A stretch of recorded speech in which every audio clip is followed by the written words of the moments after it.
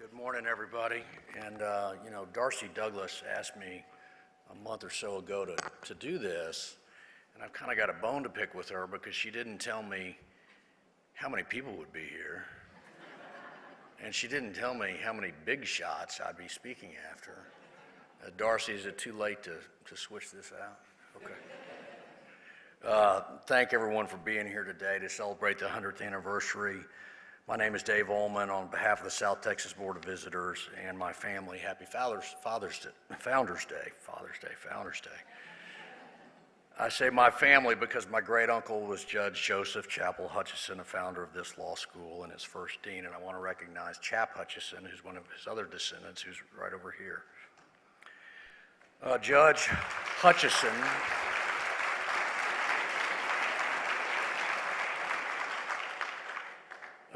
Hutchison had a long record of public service, and after he graduated from law school at UT in 1900, he was number one in his class. I don't know how big the class was, though. I'm assuming it's more than one. And then he practiced his law with his dad for over probably 17 years over on Main Street.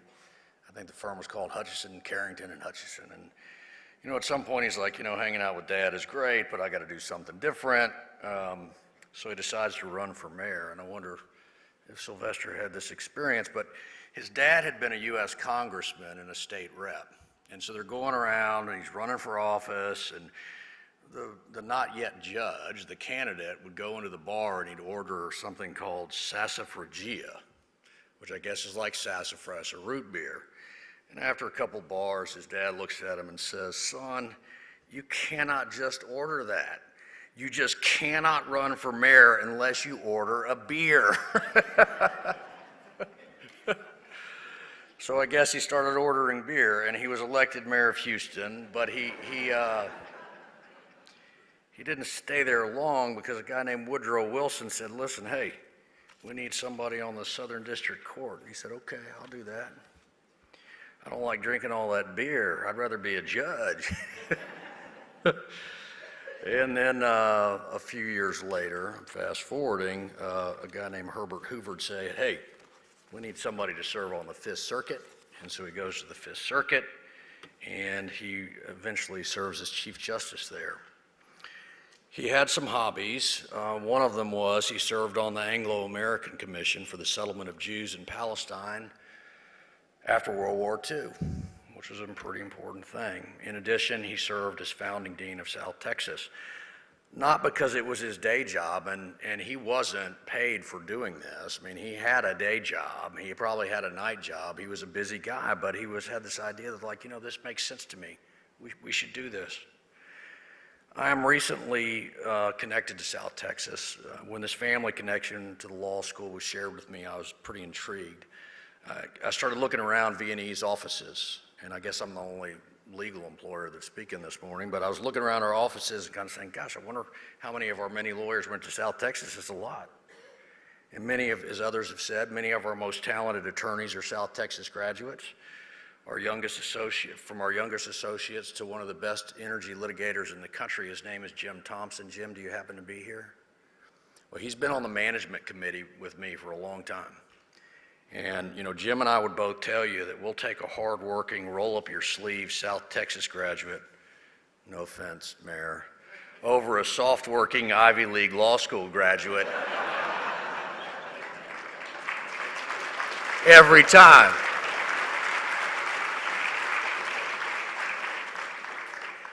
After joining the South Texas Board of Visitors, I learned about why South Texas was founded, why Judge Hutchison and other leaders of Houston at that time pursued this novel idea 100 years ago. South Texas's origin story is dramatically different than any law school that I know anything about. What was the big idea? The big idea was to provide legal education to working men and women who wanted to become lawyers, not to the extremely few people with sufficient means to go to college in more established law schools. How novel was this idea? This was, to me, mind-blowingly novel when it comes to education in this country. Why? Why is it so shocking? In 1920, only 17% of Americans completed high school. Now that number's almost 90%. But guess what, folks? Only 3% of Americans completed college. 3%. About 40% do now. I mean, you're talking about higher education, which was extremely, extremely rare. And you're saying, well, golly, why does it need to be so rare? We got hardworking men and women in our growing cities, and maybe they want to learn how to do something else. And you know, it's really in our best interest to provide this education so our city can grow and be successful. Then, and especially now, and I want to emphasize the women part of this, and this was also brought up, but like when you look at those numbers for college and law school, and you said, well, what percentage of the U.S. population were women who were in college? I mean, it's so small you can't even see it, right? So the college where I went became co-ed in 1974. It was an Ivy League school. I mean, this is unbelievable. This school was, well, the point I'm trying to make is this school was foundationally inclusive over a century before every law school in this country started talking about how inclusive it is, right? This law school was born different.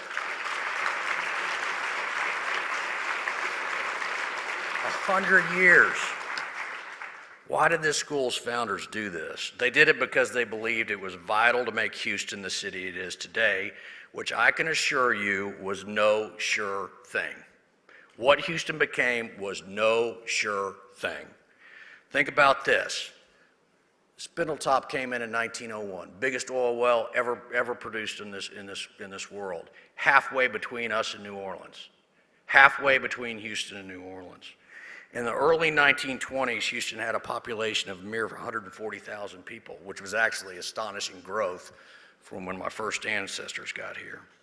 And we had an important but very small port, and we had a bunch of startup oil companies, okay?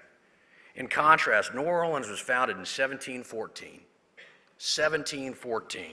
It had a population of 400,000 people. It had a much larger natural port, and it had a far more developed business, and as well as banking institutions. New Orleans was a financial center. Which city would you have picked in 1920 to win the race to be the energy capital of the world? Which one would you have picked? Man, I mean, if you had bet on Houston, you probably would have made some money because the odds were long. The odds were long. But South Texas and other institutions created at the time made what we take entirely for granted today, where we are, entirely possible. I want to recognize my aunt Joanne Hutchison Seal Wilson. She's on camera. She's up in Washington, D.C. She was Judge Hutchison's granddaughter. She lived with Judge Hutchison during World War II. She provided a lot of information. This is my dear Aunt Joanne with her grandpa, who she lived with during World War II, and she's quite a historian. And she shared with me a lot of the information that I've got now, and I'm so thankful for it. So thank you, Joanne. And as cool as we think what this was, you know, this story I'm telling you about, Judge, it wasn't like, well, I'm this singular person that has this idea and I'm going to do this good. No, there were more people involved in that. There's representatives of the town's Pressler family here today, and you can stand up so we can acknowledge you.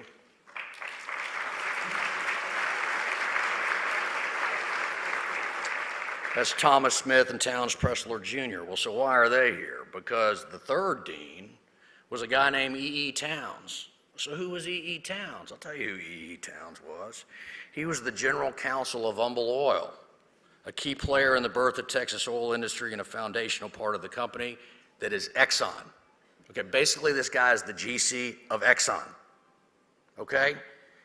And he was also dean of this law school for 26 years.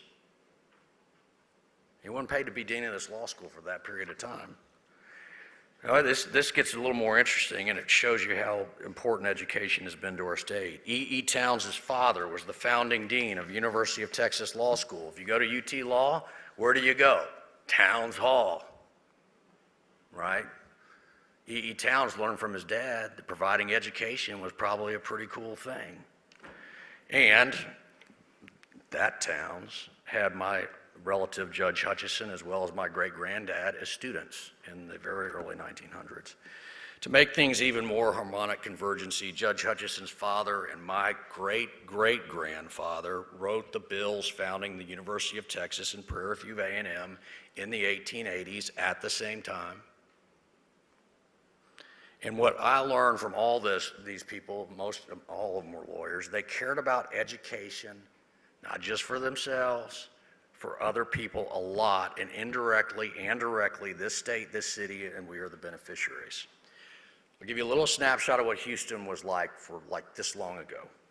It is hard to imagine Judge Hutchison being born in a house where the Esperson building stands,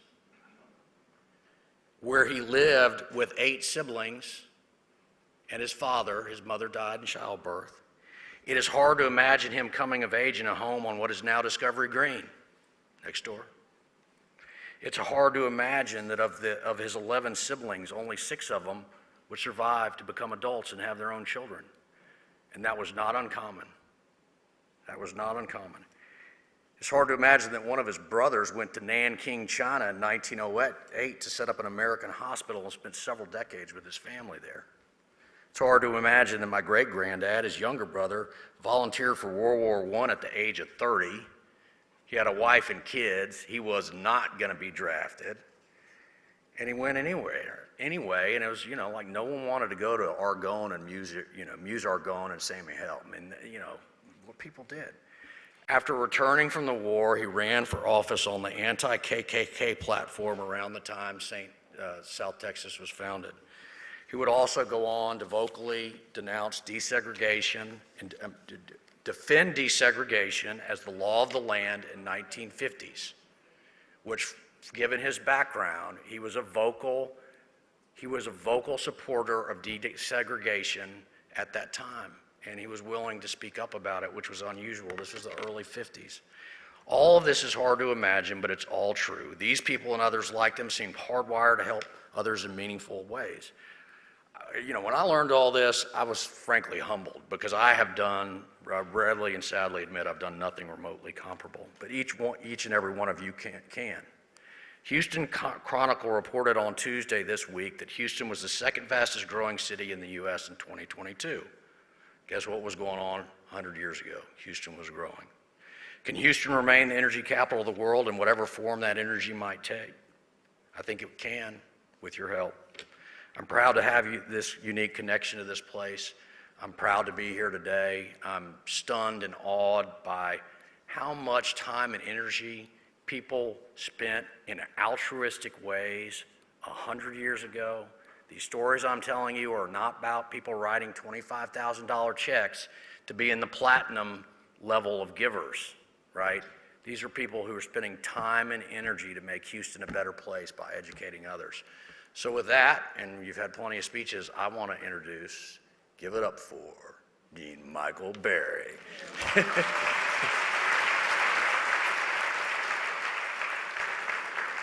Good morning. Thank you, Dave, for the kind words. Thank you, Janora, for the strong board leadership, and thank you to all our distinguished speakers and guests today. I am honored to represent South Texas on this morning, and I'm humbled to have the opportunity to briefly summarize 100 years of exceptional people, of significant moments, of profound impacts into a hopefully brief presentation. I apologize in advance because there are so many faculty and staff, and students and alumni, and triumphs and accomplishments that we will not mention, but let's take a few. A law school is, first of all, a place, a building. But our law school has been in several different locations over the years, and I'm going to use those locations and our mission to tell the story of South Texas. Let's start at the beginning and transition from this Thursday, April 13, 2023, to Friday the 13th of April 1923. Warren G. Harding is in the White House, and you can read about the administration in a brand new weekly news magazine that just debuted, Time. Louis Armstrong has made his first recording with King Oliver's Creole Jazz Band, it's this, And in Egypt, Howard Carter is 3 days away from discovering Tutankhamun's tomb. Here in the United States, movies don't have sound. And true story, next month, the U.S. Attorney General is going to declare that it is legal for women to wear trousers wherever they want and not just when riding a horse.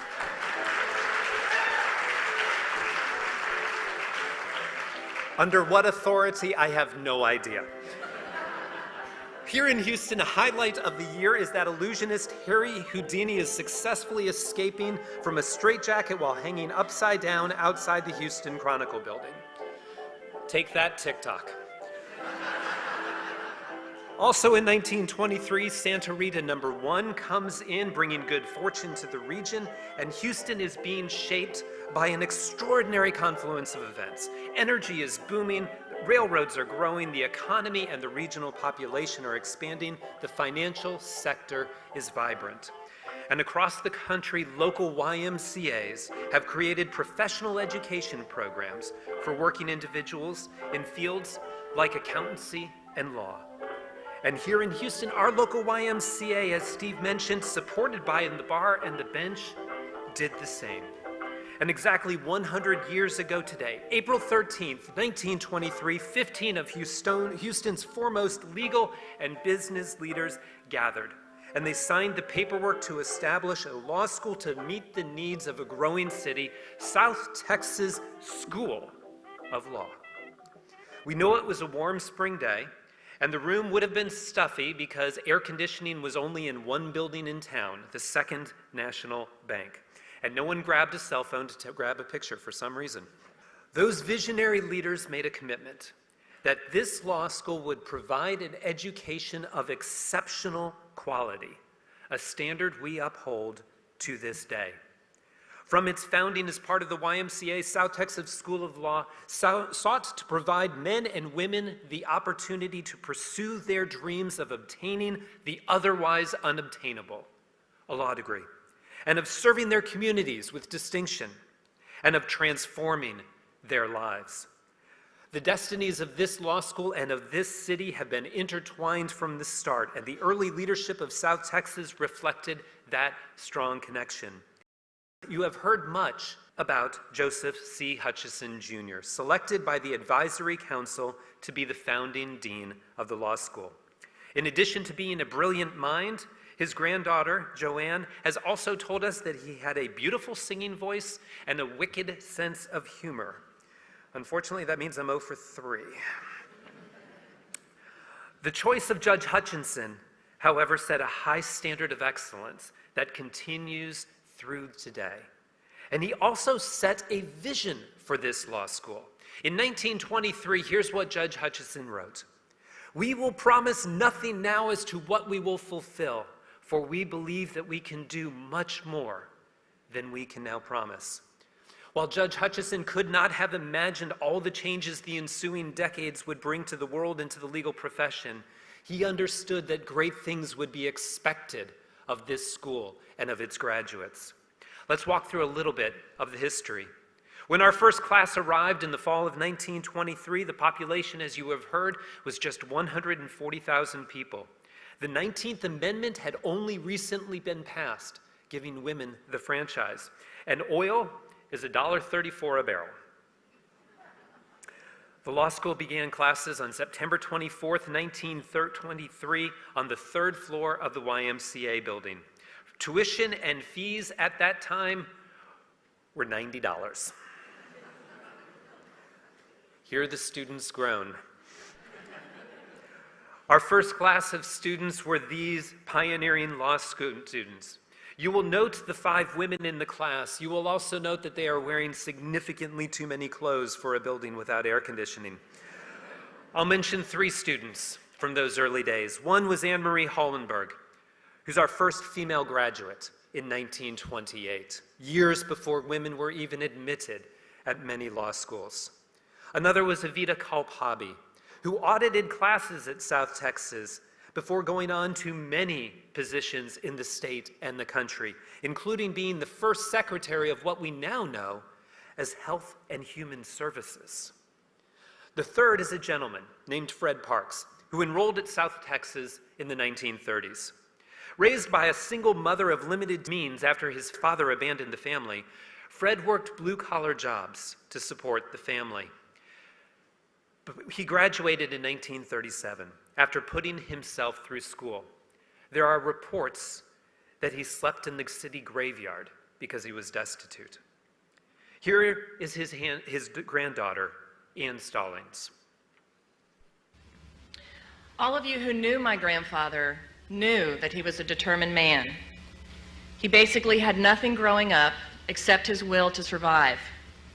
He struggled to make ends meet, and at times he didn't even make that. Through the hardships, though, he relied on his being able to learn, and studying law gave him the power to rise above his circumstances.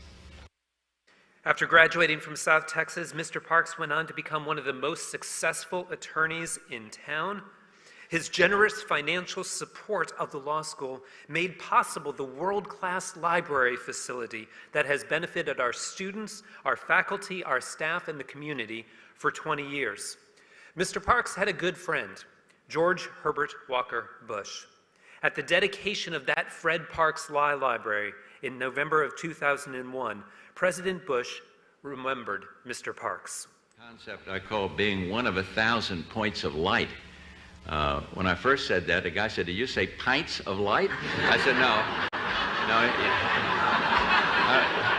No one ever accused me when I was president of being a good speaker. I clarified it for him. I said, no, one of 1,000 points of light. And Fred Parks was a shining example of what I mean by that, of giving something back and simply lifting the lives of others. For example, this Sunday we celebrated Veterans Day. At age 36, Fred put his private legal career on hold to serve his country in World War II. And the point is, through his life he answered when duty and decency called him. And this library, which will serve so many for so long, is a perfect tribute. While we mourn the passing of a great man, we do so today while celebrating his remarkable life. And so congratulations to all of you, everyone associated with this school in one way or another. I was so pleased that you were all introduced at the beginning of this program. Congratulations on this special day, and my thanks to all in the extended South Texas family for inviting me to be here with you today. Just part of a tribute to a wonderful man. Thank you ever so much. A wonderful man, isn't it? A wonderful man and wonderful service, one of the hallmarks of our mission at South Texas. And speaking of service, we can't talk about these students without talking about some of the original faculty. From the law school's beginning, one of South Texas's signature strengths has been its dedicated, exceptional faculty. Look at this early description of the faculty. The most successful lawyers and ablest judges, representing the best spirit of public service, and perhaps most important for this particular law school, the recognition of a profound responsibility to mentor and train the next generation of attorneys. An example of that early practitioner as professor model is Judge Spurgeon Bell. Judge Bell became an adjunct professor in 1933 when he substituted for another Judge Bell, his father Holland. Judge Spurgeon Bell served as a faculty member for some 50 years and a chair of our school's board of directors. He was an attorney, a judge for the 125th Court, and later an associate and chief justice of the Texas First Court of Appeals. He inspired generations and was a mentor to countless students. In fact, in the 1970s, he was interviewed by a student at the time, a gentleman named Evan Glick, for our student paper, Annotations. Evan asked Judge Bell for guidance. What do I do if I want to become a judge? Judge Bell's advice, show that you are a good lawyer. Apparently, student Evan Glick and then lawyer Evan Glick took that advice because he became Judge Evan Glick here in Harris County. Strong faculty, committed mentorship, rigorous curriculum, all true now as it was then. Quick aside, by the way, from the 1920s, many people became licensed attorneys at the time by being an apprentice and then taking the bar exam. South Texas's faculty and curriculum were so strong, however, that students who graduated here only needed to show their diploma. They did not need to take the bar exam.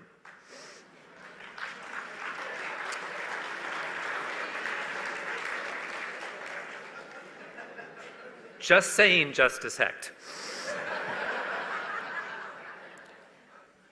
By 1942, the law school and the YMCA's success and growth led the YMCA to build a new 10-story building at 1600 Louisiana. We moved with them. This building became our home for the next 2 decades. When our first classes began in the building, the population of Houston had tripled to 400,000 people. At the end of the year, the U.S. will join World War II, and Houston has already become known as the most air-conditioned city in the world. By the way, the price of oil has dropped. It's now only $1.14 a barrel. A few years later, at the end of World War II, the GI Bill will allow veterans to come to law school. So many, in fact, that the enrollment at South Texas tripled between 1945 and 1946, from 56 students to 162. And with that growth came the addition of new opportunities for students, opportunities such as the South Texas Law Journal in 1953. This quarterly journal was the first law review in the city of Houston, now known as the South Texas Law Review. It and our other prestigious journals remain a mark of distinction for our graduates.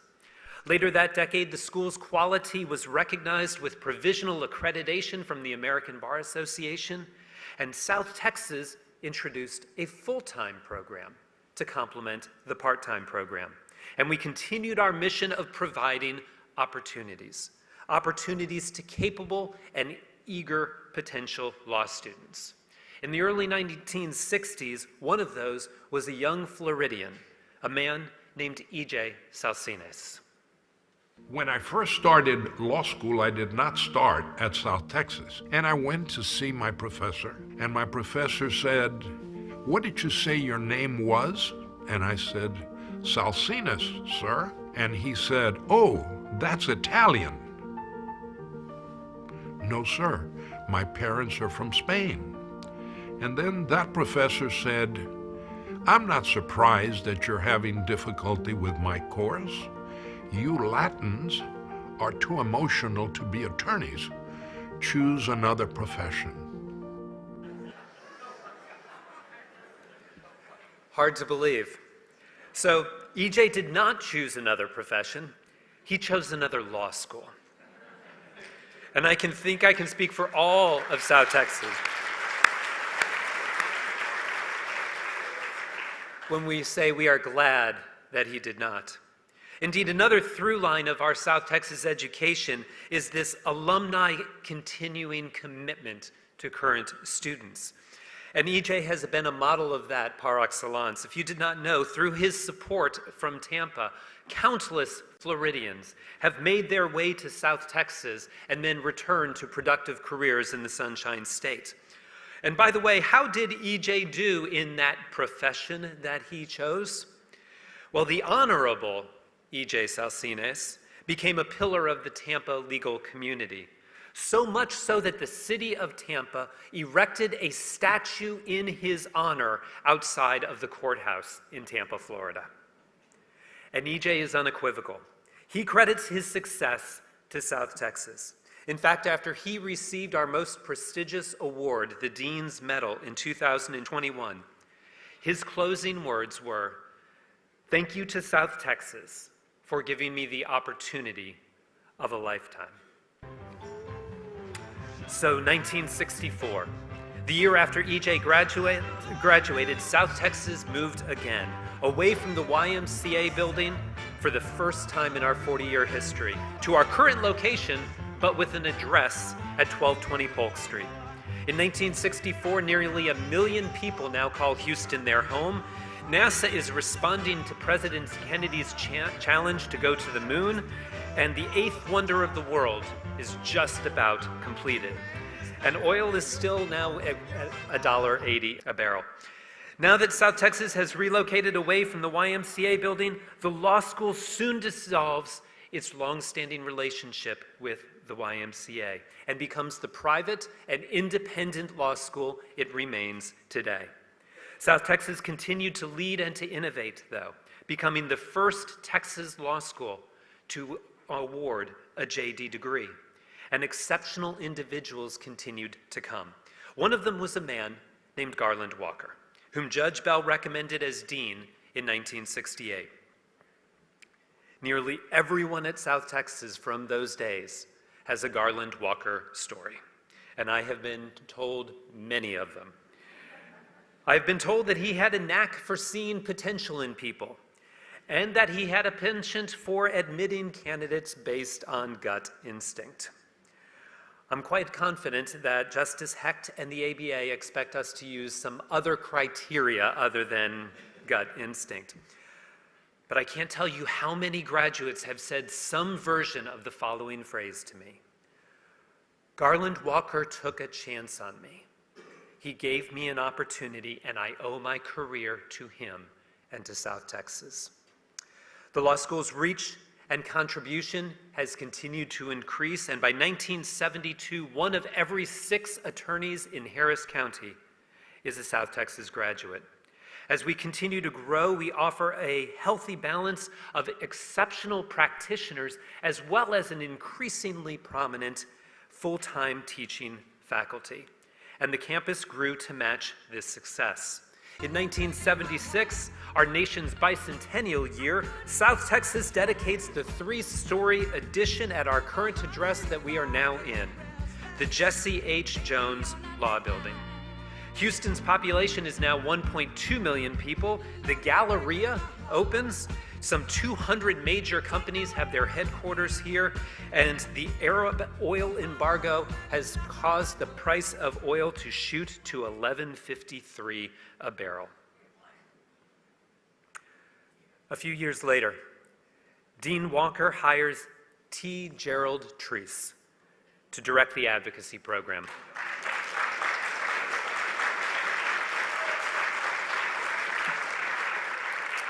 Under Dean Treese, the program flourishes, and just 2 years later, our advocates bring home their first national championship. We have not slowed down since.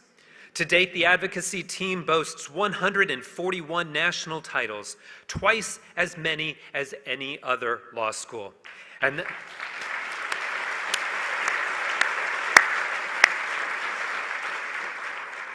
And that doesn't count the regional wins, Scribes Awards, Best Brief Awards, and countless other speaking awards.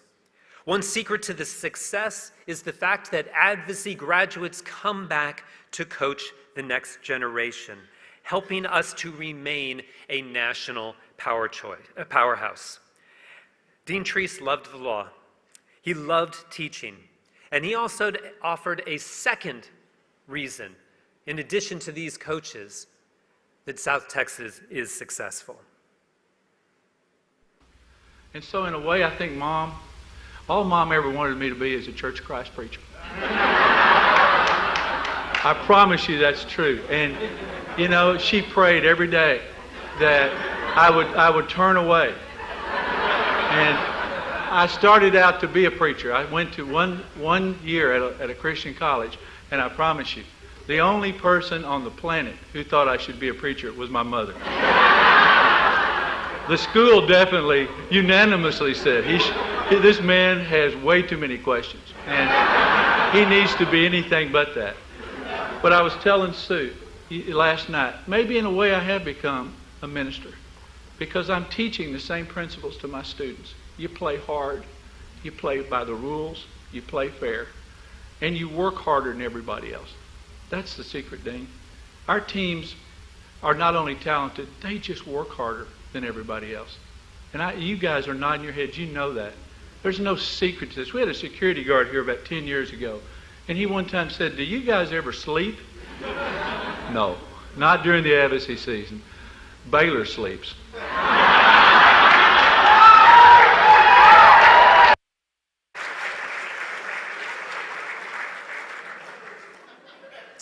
Okay, so watching that clip, I'm glad that Dean Tobin appeared by video.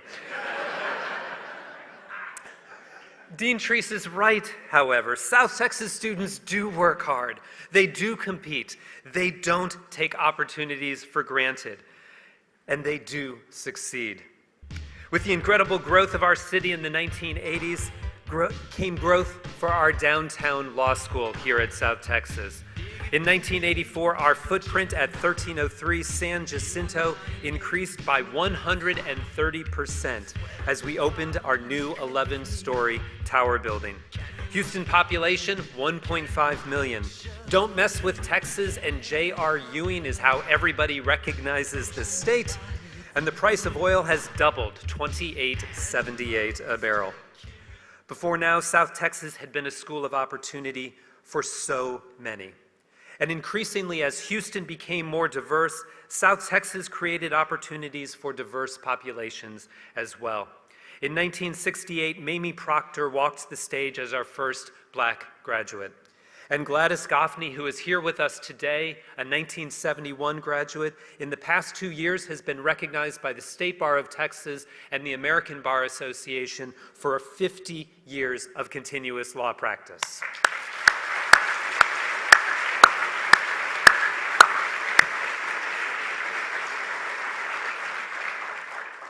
And in 1987, Professor and Executive Vice President Emerita Helen Jenkins taught her first class at South Texas.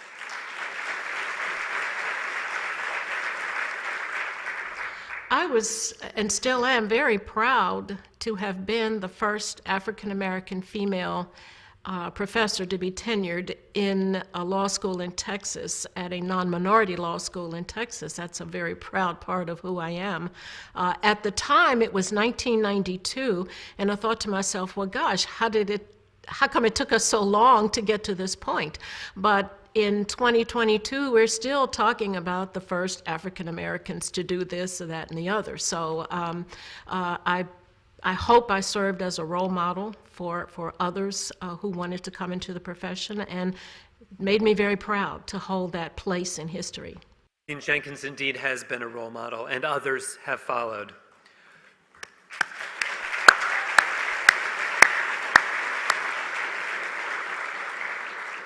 Students like Derek Johnson, a 1997 graduate who's now the president of the NAACP, and Texas Supreme Court Justices Eva Guzman, David Medina, and landmark civil rights attorneys like Mitchell Katine.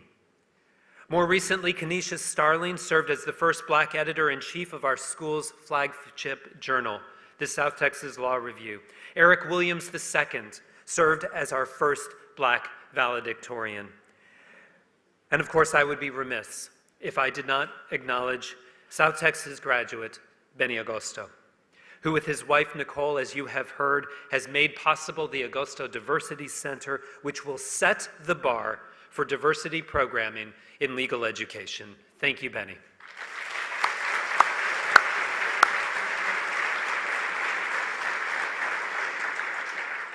Diversity is emblazoned in our mission statement. There is much work to be done, but we are up to the challenge. Being in the heart of downtown is an important part of South Texas' identity and of our strength. It means that internships and externships are right up the street. It means courts are within walking distance when they're not actually in the building itself. Not only did the tower afford the opportunity to host the 1st and the 14th Courts of Appeals, but this very room was the courtroom where the First Court of Appeals heard the appeal of Pennzoil versus Texaco. One of the largest civil verdicts in history, $11 billion. Even with inflation in the last 38 years, that's still a lot of money. While watching a significant appeal is one thing, practicing legal skills is something else. And at South Texas, the opportunity to engage in experiential legal education really came to its own in 1990, when the South Texas Disability Clinic opened down the street at 1602 San Jacinto. Since then, with generous support from the Texas Access to Justice Foundation, the Rockwell Fund, alumnus Randy Sorrells, and so many others, our clinics have expanded and are now the largest and most robust clinical programs in the state of Texas.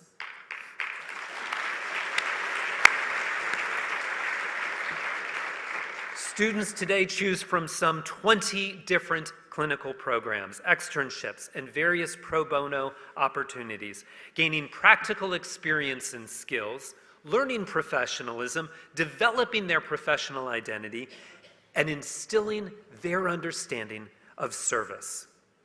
As important, however, these clinics allow South Texas to make a dent in the access to justice gap, providing some $3.5 million worth of service every year to the indigent and underserved communities.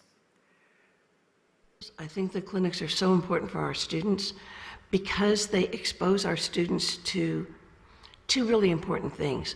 One, an awareness of the justice gap, so that people who don't have resources in our community don't have access to lawyers. And my students today are going to be policymakers of the future. They're going to be the judges and the lawmakers and partners in major firms and directing philanthropy dollars. And if they know what those justice gaps are, they're going to find ways to address them and solutions. So part of what I love about the clinic is the exposure to the justice gap and inculcating that value of service. We're a service profession.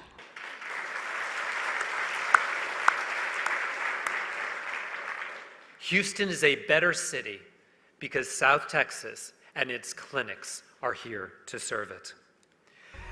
As we enter the new millennium, the final piece of our construction puzzle falls into piece with the dedication of the Fred Parks Law Library. Houston's population is now 2 million people. The Toyota Center is being built across the street, and oil is down to only $24.48 a barrel. South Texas continued to excel, though. In the 2000s, the South Texas Law Review celebrates its golden anniversary. Our advocates achieved their 100th win, and the T. Gerald Treese courtroom was dedicated with members of the Texas Supreme Court present for the ceremony. And in the last 2 decades, South Texas has continued to innovate as well. Judge Frank G. Evans was known as the father of alternative dispute resolution, and he was associated with our law school for decades. The program he helped nurture here has gained a national reputation, so much so that the center was named for him in 2004. On the business side, the law school's transactional practice certificate was one of the first offered in the country. And more recently, and continuing our innovative streak, South Texas has launched one of the country's first fully online JD programs in the fall of 2023, exactly 100 years after our first students walked into the YMCA on Fannin Street. Groundbreaking and innovative and visionary, words like this have been associated with our school through the decades. And all of us here today should recognize the sense of responsibility and obligation we have to keep that momentum going forward. Which brings us to today. Houston's population is just shy of 2.3 million, but 5 million more are in the 9 surrounding counties. We've endured a global pandemic. Technology controls our life. This entire address was written by a chatbot, and oil is now... Just seeing if you were paying attention. And oil closed last night at $83.19. Talk about inflation. Today, our law school continues to attract exceptional faculty, staff, and adjuncts who are drawn to the law school's mission, are dedicated to excellence, and are committed to our students' success. And we continue to draw ever more capable students who are willing to challenge the world.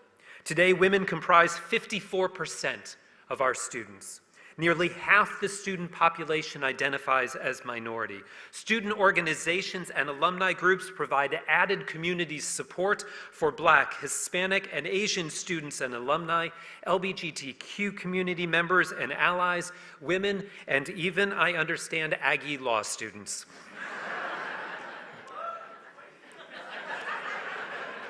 Yesterday I said, and we'll get a whoop.